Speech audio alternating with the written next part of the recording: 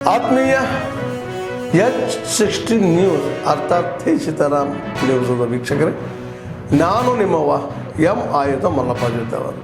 ತಾವು ಈಗ ಸುದ್ದಿಗಳ ಲೋಕಕ್ಕೆ ಎಂಟ್ರಿ ಹೊಡಿತಾ ಇದ್ದೀರಿ.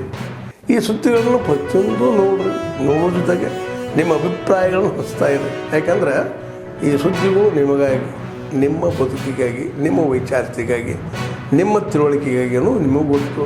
ಜೊತೆಗೆ ನಮಗೂ ನಿಮ್ಮೊಂದಿಗೆ ಇದೊಂದು ಮಾತಾಡುವಂಥ ಜೊತೆಗೆ ಸುದ್ದಿಗಳನ್ನು ಬಿಡುವಂಥ ಕೆಲಸ. ಈ ಕೆಲಸದಲ್ಲಿ ನಾವು ನಿಮ್ಮೊಂದಿಗಿದ್ದೀವಿ ಅಂತ ಹೇಳ್ತಾ ನೋಡ್ತಾ ಇರಿ ಸುದ್ದಿಗಳನ್ನು ಆಧರಿಸಿ ಅವರಿಂದ ಪ್ರೇರಣೆಯನ್ನು ಪಡೆಯೋದು. ಈಗ ನಮ್ಮ ಇತಿಹಾಸದಲ್ಲಿ ಆಗೋಗಿರ್ತಕ್ಕಂಥ ಶ್ರೇಷ್ಠ ವ್ಯಕ್ತಿಗಳು ಯಾರ್ಯಾರು ಶ್ರೇಷ್ಠ ವ್ಯಕ್ತಿಗಳು ಅಂತ ಆಗೋಗಿದ್ದಾರೆ ಅವರ ಪ್ರೇರಣೆಯನ್ನು ಪಡೆಯೋದು. ಇದನ್ನು ನಿರ್ಬಂಧಿಸಿದರೆ ರಾಷ್ಟ್ರ ಅನ್ನೋದು ಎಲ್ಲಿ ಉಳಿಯುತ್ತೆ? ರಾಷ್ಟ್ರ ಅನ್ನೋದು ಜಮೀನಿನ ತುಂಡು ಅಲ್ಲ, ಅದರ ಹಿಂದ್ಗಡೆ ಒಂದು ರಾಷ್ಟ್ರೀಯ ಭಾವನೆ ಇರಬೇಕಾಗುತ್ತೆ. ಆ ರಾಷ್ಟ್ರೀಯ ಭಾವನೆಯನ್ನು ಬೆಳೆಸೋ ಕೆಲಸ ಸಂಘ ಮಾಡುತ್ತೆ. ರಾಷ್ಟ್ರೀಯ ಭಾವನೆ ಇಲ್ಲದೆ ಇದ್ರೆ ಏನಾಗತ್ತೆ? ಹಾಗಾಗಿ ಅದನ್ನು ಯಾರೂ ನಿಯಂತ್ರಿಸೋದಕ್ಕೆ ಆಗಲ್ಲ.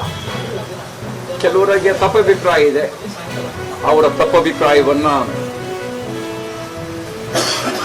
ಸಮಾಜಕ್ಕೆ ಯಾವ ರೀತಿ ಕೊಡುಗೆ ಕೊಡ್ತಾ ಇದೆ ಅನ್ನೋದನ್ನು ಹೇಳೋದ್ರ ಮೂಲಕ, ತಿಳಿಸೋದ್ರ ಮೂಲಕ ಅವರಿಗೂ ಮನವರಿಕೆ ಮಾಡಿಕೊಳ್ಳೋ ಪ್ರಯತ್ನ ಮಾಡ್ತೀವಿ.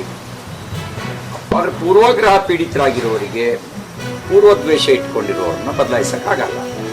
ಹಾಗಾಗಿ ಅವ್ರ ಬಗ್ಗೆ ನಾವು ತಲೆ ಕೆಡಿಸ್ಕೊಳ್ಳೋದ್ರೆ, ಸಂಘ ತಲೆ ಕೆಡಿಸ್ಕೊಳ್ಳೋದ್ರೆ ತನ್ನ ಕೆಲಸ ತಾನು ಮಾಡ್ತಾ ಹೋಗುತ್ತೆ, ಮಾಡ್ತಾ ಹೋಗಿದೆ. ಮಾಡೇ ಮಾಡ್ತೀವಿ. ಈಗ ಕಾಂಗ್ರೆಸ್ನವರು ಪ್ರಜಾಪ್ರಭುತ್ವವನ್ನೇ ಜೈಲಿಗೆ ಹಾಕಿದ್ರು. ತುರ್ತು ಪರಿಸ್ಥಿತಿ ಹೇರಿ ಪ್ರಜಾಪ್ರಭುತ್ವದ ಪರವಾಗಿ ಧ್ವನಿ ಎತ್ತೋರ್ನ ಎಲ್ಲರೂ ಜೈಲಿಗೆ ಹಾಕಿದ್ರು. ಸಂವಿಧಾನವನ್ನೇ ICUಯಲ್ಲಿ ಇಟ್ಟಿದ್ರು. ಆದರೆ ಶಾಶ್ವತವಾಗಿ ICUಯಲ್ಲಿ ಇಡಕ್ಕಾಯ್ತಾ? ಆಗಲಿಲ್ಲ. ಹಾಗಾಗಿ ಆ ಒಂದು ಹಳೆ ಚಾಳಿ ಆಗಾಗ ಮರುಕಳಿಸ್ತಾ ಇರ್ಬೋದು. ಕೆಲವರಿಗೆ ಅಮಾವಾಸ್ಯೆಗೆ ಬಂದಾಗ, ಹುಣ್ಣಿಮೆ ಬಂದಾಗ ಸ್ವಲ್ಪ ಕೆದರುತ್ತಂತೆ, ಹಾಗೆ ಕೆಲವರಿಗೆ ಅನಿಸ್ಬೋದು. ಆದರೆ ಪರ್ಮನೆಂಟ್ ಆಗಿ ಇದು ಯಾವುದನ್ನು ಮಾಡೋಕ್ಕಾಗಲ್ಲ, ಭಾಳ ಸ್ಪಷ್ಟ ಇದೆ. ಹಂಗಾಗಿ ಅದ್ರ ಬಗ್ಗೆ ಏನು ಚಿಂತೆ ಮಾಡೋಕ್ಕೇನು ಹೋಗಲ್ಲ. ಸಂಘ ತನ್ನ ಕೆಲಸ ತಾನು ಮಾಡ್ತಾ ಹೋಗುತ್ತೆ. ಸಂಘದ ಕೆಲಸ ವ್ಯಕ್ತಿ ನಿರ್ಮಾಣ ಮಾಡೋದು, ವ್ಯಕ್ತಿಯ ಮೂಲಕ ರಾಷ್ಟ್ರ ನಿರ್ಮಾಣ ಮಾಡೋದು, ಅದ್ರ ಕೆಲಸ ಮಾಡ್ತಾ ಹೋಗುತ್ತೆ. ಇವಾಗ ಕಾಂಗ್ರೆಸ್ ಅಲ್ಲಿ CM ಕುರ್ಚಿಗೋಸ್ಕರ ಸಾಕಷ್ಟು ಆಗ್ತಾ ಇದೆ. ಉತ್ತರಾಧಿಕಾರಿ ಕೂಡ ನೇಮಕ ಮಾಡಿದ್ದಾರೆ ಆಲ್ರೆಡಿ ಯತೀಂದ್ರ ಸಿದ್ದರಾಮಯ್ಯ ಅವರು. ಪ್ರಜಾಪ್ರಭುತ್ವದಲ್ಲಿ ನಮ್ಮ ಮಾಲೀಕರು ಪ್ರಜೆಗಳು. ಅವರು ನಮ್ಮ ಉತ್ತರಾಧಿಕಾರಿ ಯಾರಾಗಬೇಕು ಅಂತ ಅವರು ನಿರ್ಣಯ ಮಾಡ್ತಾರೆ. ಪ್ರಜಾಪ್ರಭುತ್ವದಲ್ಲಿ ನಾವು ನಮ್ಮ ಅಪ್ಪನ ಆಸ್ತಿಯನ್ನ ಬಗ್ಗೆ ಪಾಲ್ದಾರರಾಗ್ಬೋದು. ಆದರೆ ಪ್ರಜಾಪ್ರಭುತ್ವದಲ್ಲಿ ರಾಜಕೀಯ ವಾರಸುದಾರಿಕೆ ಅಂತ ಪ್ರಜೆಗಳು ಕೊಡಬೇಕು. ನೋಡೋಣ ಯಾರಿಗೆ ಕೊಡ್ತಾರೆ. ಅವರು ಪ್ರಜೆಗಳು ಆಶೀರ್ವಾದ ಮಾಡಿದವರಿಗೆ ವಾರಸುದಾರಿಕೆ ಸಿಗುತ್ತೆ. ಉತ್ತರಾಧಿಕಾರಿ ಹೀಗೆ ಅಂಥೇಳಿ ಆಗುತ್ತಾ? ಆಗಲ್ಲ. ಹಾಗಾಗಿ ಸಿದ್ದರಾಮಯ್ಯನವರ ಆಸ್ತಿಗೆ ಉತ್ತರಾಧಿಕಾರಿ ಯತೀಂದ್ರ ಸಿದ್ದರಾಮಯ್ಯನವರು ಆಗ್ಬೋದು, ಅಥವಾ ಯಾರಿಗಾರ ದಾನನೂ ಕೊಡ್ಬೋದು ಸಿದ್ದರಾಮಯ್ಯನವರು. ರಾಜಕೀಯ ವಾರಸುದಾರಿಕೆ ಪ್ರಜಾಪ್ರಭುತ್ವದಲ್ಲಿ ಪ್ರಜೆಗಳು ಕೊಡಬೇಕು. ನೋಡೋಣ ಯಾರಿಗೆ ಕೊಡ್ತಾರೆ. ನೋಡ್ರಿ, ನಾನು ಹೇಳ್ಬಿಟ್ಟು ನಿಮಗೆ ಹಗಲೆಲ್ಲ ನಾನು ಹೇಳೋದಿಲ್ಲ. ಡಿಸೆಂಬರ್ ನಂತರ ಏನಾಗಬೇಕು ಏನಾಗುತ್ತೆ ಅನ್ನೋದನ್ನ ಹೇಳಿದ್ನೆಲ್ಲ. ನವಂಬರ್ ಕ್ರಾಂತಿ ಅಂತ ನಾನು ಡಿಸೆಂಬರಿಗೆ ಹೇಳಿದ್ದೆ. ಹಾಗೆ ಆಗ್ತದೆ. ನೀವೇನಾದ್ರ ಬಗ್ಗೆ ಎರಡೇ ಮಾತಾಡೋದು ಬೇಡ. ನೀವು ಮಾತಾಡಲ್ಲ. ಮುಂದಿನ ವರ್ಷದ ಜನವರಿ, ಡಿಸೆಂಬರ್.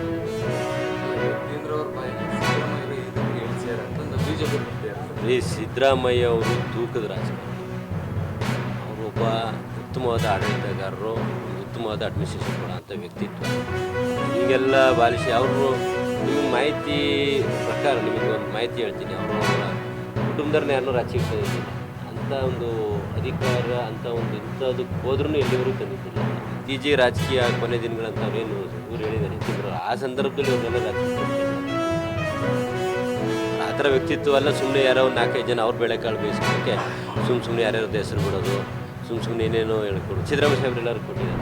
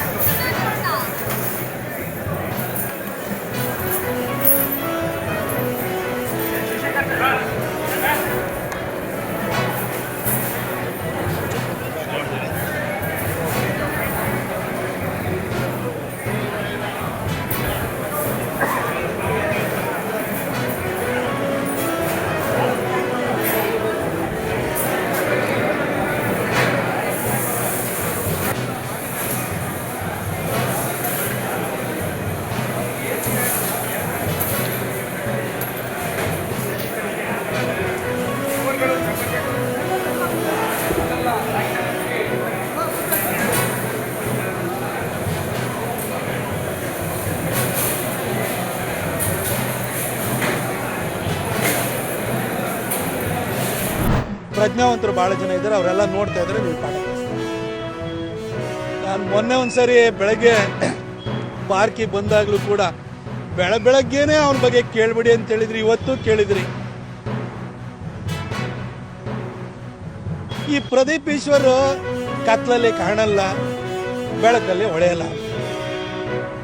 ಮತ್ತು ಇವತ್ತಿನ ರಾಜಕೀಯ ಕಾಲಘಟ್ಟ ಹೇಗಿದೆ ಅಂತ ಹೇಳಿದ್ರೆ, ದೇವರಾಜ ಅರಸವರು, ನಿಜಲಿಂಗಪ್ಪನವರು, ವೀರೇಂದ್ರ ಪಾಟೀಲ್ರು, ರಾಮಕೃಷ್ಣ ಹೆಗಡೆಯವರು ಆ ಕಾಲದಲ್ಲಿ ಸಭ್ಯತೆ, ಸೌಜನ್ಯ, ಪರಸ್ಪರ ಗೌರವಗಳಿಂದ ರಾಜಕೀಯ ವಿರೋಧಿಗಳು ಕೂಡ ನಡ್ಕೊಳ್ತಾ ಇದ್ರು.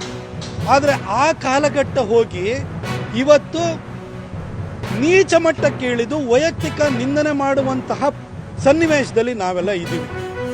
ಹಾಗಾಗಿ ಕರ್ನಾಟಕದ ಮಹಾಜನತೆಗೆ ನಾನು ಮಹಾಜನತೆಯಲ್ಲಿ ಕ್ಷಮೆಯನ್ನು ಕೇಳ್ತಾ, ಕಡೆಯದಾಗಿ ಮೊನ್ನೆ ನನ್ನ ಮನೆಯಲ್ಲಿ ನನ್ನ ತಾಯಿಯತ್ತ ಬೆರಳು ತೋರಿಸುವಂಥ ಒಂದು ತುಚ್ಛ ಹೇಳಿಕೆ ಕೊಟ್ಟಿರುವಂಥ ಪ್ರದೀಪ್ ಈಶ್ವರನಿಗೆ ನಾನು ಅವನದೇ ಭಾಷೆಯಲ್ಲಿ ಕಡೆಯದಾಗಿ ಉತ್ತರ ಕೊಡ್ತೀನಿ.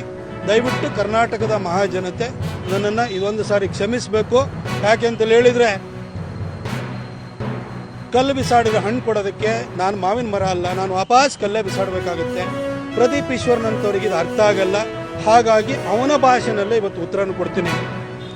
ಪ್ರದೀಪ್ ಈಶ್ವರ, ನೀನು ಕತ್ಲಲ್ಲಿ ಕಾಣಲ್ಲ, ಬೆಳಕಲ್ಲಿ ಹೊಳೆಯಲ್ಲ. ನೀನು ಚಿಕ್ಕಬಳ್ಳಾಪುರದ ಗೌಡ್ರುಗಳು ಸುಧಾಕರ್ ಅವ್ರ ಬಗ್ಗೆ ಒಂದು ಸಣ್ಣ ಮುನಿಸಿಂದಾಗಿ ನಿನ್ನಂತ ಒಬ್ಬನ್ನ ತಲೆಕೆಟ್ಟವನ್ನ ಗೆಲ್ಲಿಸಿದೀವಿ ಅಂತ ಅವ್ರಿಗೆ ಅರಿವಾಗಿದೆ. ನೆಕ್ಸ್ಟ್ ಟೈಮ್ ಗೌಡ್ರು ಬಲಿಜರು ಎಲ್ಲ ಸೇರಿ ನಿನ್ನ ಬಡದೋಡಿಸ್ತಾರೆ, ಬಿಡು.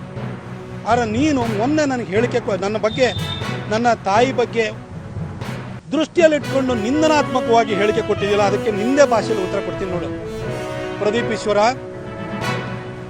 ಮುಳ್ಳಂದಿ ಮುಖ ಇರುವಂತಹ ಕರ್ನಾಟಕದ ಏಕೈಕ ಕಾಮಿಡಿ ಪೀಸು ನಿಮ್ಮಪ್ಪಂಗೆ ಮಾತ್ರ ಹುಟ್ಟಿರೋದಪ್ಪ. ಇನ್ಯಾರು ವಾರಸ್ದಾರ ಅದಕ್ಕೆ ಬರಲ್ಲ, ಆಸ್ತಿ ಕೇಳಕ್ಕೆ ಬರಲ್ಲ. ಆ ಕಾಮಿಡಿ ಪೀಸು ಕರ್ನಾಟಕದಲ್ಲಿ ಒಂದೇ ಇರೋದು, ಅದು ನಿಮ್ಮಪ್ಪ ಮಾತ್ರ ಹುಟ್ಟಿರೋದು. ಆದರೆ ನಮ್ಮಪ್ಪ ಏನಾದ್ರೂ ಕೂಡ ಅವ್ರ ಪ್ರಾಯದಲ್ಲಿ ಚಿಕ್ಕಬಳ್ಳಾಪುರದ ಕಡೆ ಹೋಗಿದ್ರೆ ನೀನು ಭಾಳ ಸುಂದರವಾಗಿ ಹುಡ್ತಾ ಇದ್ದೇನೆ. ಇನ್ನೊಂದು ಸಾರಿ ವೈಯಕ್ತಿಕವಾಗಿ ಮಾತಾಡ್ತಾ ಇರ್ಬೇಕಾದ್ರೆ ಎಚ್ಚರಿಕೆಯಿಂದ ಇರಬೇಕು ಮಗನೇ. ಇದನ್ನು ನಿನಗೆ ವಾರ್ನಿಂಗ್ ಕೊಟ್ಟು ಹೇಳ್ತಾ ಇದ್ದೀನಿ. ಗೊತ್ತಿಲ್ಲ ಅದ್ರ ಬಗ್ಗೆ, ಇವತ್ತು ಬರೀ ಅಭಿವೃದ್ಧಿ ಬಗ್ಗೆ ಅಷ್ಟೇ ಮಾತಾಡೋಣ. ಯತೀಂದ್ರ ಅವ್ರ ಹತ್ರನೇ ಅದ್ರ ಬಗ್ಗೆ ರಿಪ್ಲೈ ಕೇಳಿ ಮಾತಾಡ್ತೀನಿ. ಆತ್ಮೀಯರೇ, ಎಲ್ಲ ಸುದ್ದಿಗಳನ್ನು ನೋಡಿದ್ರಲ್ಲ, ಏನು ಅನಿಸ್ತು ನಿಮಗೆ? ಇದರಲ್ಲೇ ನಿಮ್ಗೆ ಲೈಕ್ ಆಗಿರ್ಬೋದು, ಡಿಸ್ಲೈಕು ಆಗಿರ್ಬೋದು, ಕಾಮೆಂಟ್ ಬೇಡಪ್ಪ ಅಂತೂ ಅನಿಸಿರ್ಬೋದು, ಕಾಮೆಂಟ್ ಮಾಡಬೇಕಪ್ಪ ಅನಿಸ್ಬೋದು, ಶೇರ್ ಮಾಡಬಾರ್ದಪ್ಪ ಅನಿಸಿರ್ಬೋದು, ಅದು ಮಾಡಬೇಕು ಅನಿಸಿರ್ಬೋದು. ಏನಾದರೂ ಆಗಲಿ ಶೇರ್ ಮಾಡ್ತಾಯಿರಿ, ಈ ನ್ಯೂಸ್ಗಳನ್ನ ಹಂಚ್ತಾ ಇರಿ, ಜೊತೆಗೆ ಇದಕ್ಕೆ ಸಬ್ಸ್ಕ್ರೈಬ್ ಆಗ್ತಾಯಿರಿ ಅಂತ ಹೇಳ್ತಾ, H16 ನ್ಯೂಸ್ ಅರ್ಥಾತ್ ಹೇ ಸೀತಾರಾಮ್, ಇದು ಸತ್ಯದ ಕೈಗನ್ನಡಿ. ವಂದನೆಗಳು.